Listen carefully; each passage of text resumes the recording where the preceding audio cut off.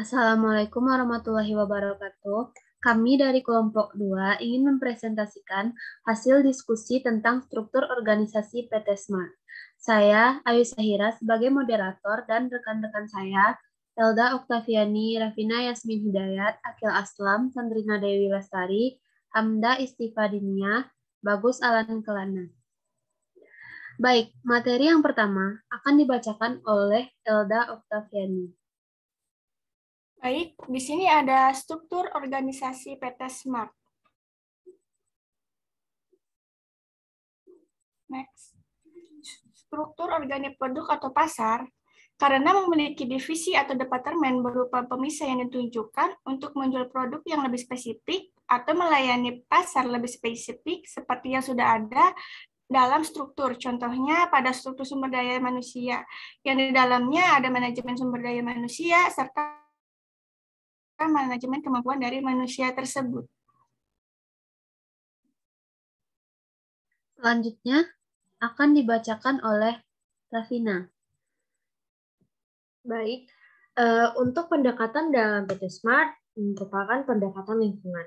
Pada PT Smart berlaku pendekatan lingkungan yang berarti manajemen diartikan sebagai segala sesuatu yang ada dalam maupun di luar perusahaan pada proses membuat perencanaan, perorganisasian, memimpin dan mengendalikan berbagai usaha dari anggota organisasi menggunakan sumber daya untuk mencapai tujuannya. Di pendekatan lingkungan tidak hanya memperhatikan lingkungan usaha dan intern saja, tapi juga harus bisa mengantisipasi lingkungan di luar perusahaan. Selanjutnya dibacakan oleh Tifa. Selanjutnya ada pembagian pekerjaan di PT Smart. Yang pertama ada operasi hulu. Operasi hulu ini mengolah bahan mentah menjadi bahan setengah jadi, di mana bahan mentahnya itu adalah kelapa sawit itu sendiri.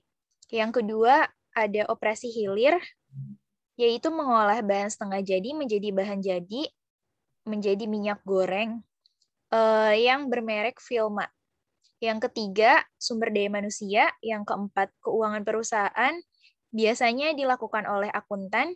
Yang kelima, ada keberlanjutan. Dan yang keenam, ada urusan perusahaan. Selanjutnya akan dibacakan oleh Sandrina. Selanjutnya ada departementalisasi. Yang pertama yaitu ada departemen sales dan marketing yang merupakan sebuah divisi yang bertanggung jawab atas penjualan dan pemasaran produk yang dihasilkan oleh perusahaan. Yang kedua ada departemen HRD yaitu Human Resource Department yang merupakan bagian dalam perusahaan atau organisasi yang memiliki tugas untuk mengelola sumber daya manusia dan karyawan. Lalu yang selanjutnya ada departemen pembelian, merupakan bagian dari perusahaan yang berfungsi untuk pengadaan barang apa saja yang dibutuhkan oleh perusahaan, mulai dari kebutuhan internal kantor sampai dengan kebutuhan akan untuk produksi suatu produk. Yang keempat ada departemen production, yaitu bagian dari perusahaan yang berhubungan langsung dengan proses pembuatan barang, mulai dari proses pengolahan bahan baku sampai barang jadi dan sampai barang tersebut siap untuk dijual. Selanjutnya akan dibacakan oleh Akil. Selanjutnya yaitu hierarki. Hierarki merupakan suatu pola tingkat berjenjang dari sebuah struktur organisasi. Nah, adapun hierarki pada PT Smart yaitu chain of command atau rantai komando.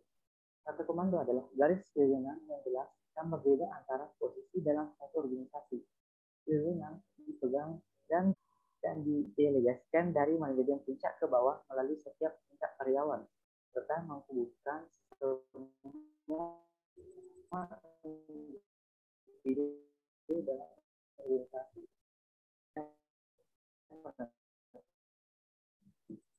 menentukan siapa yang melapor kepada siapa. Disebut chain of operasi dulu, penjualan dan pemekaran organisasi.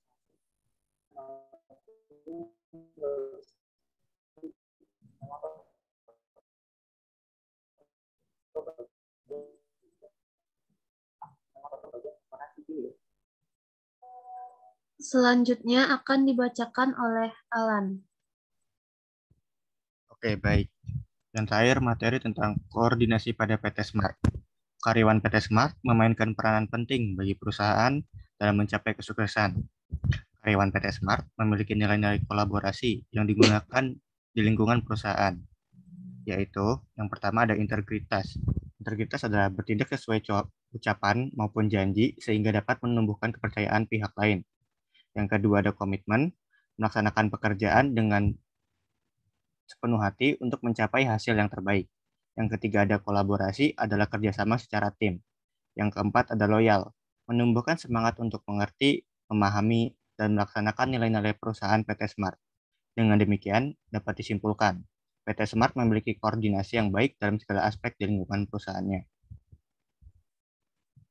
Untuk selanjutnya, ada diferensiasi pada PT Smart. PT Smart banyak menerapkan diferensiasi dalam struktur organisasi serta pembagian kerja. Contoh yang dapat diberikan adalah diferensiasi dalam Departemen Sales dan Marketing dengan Departemen HRD atau Human Resource Department. Perbedaan di sini yang pertama dari Departemen Sales adalah memasarkan produk yang dimiliki oleh perusahaan. Yang kedua, mengenalkan produk kepada calon pembeli. Yang ketiga, membuat iklan yang menarik untuk calon pembeli.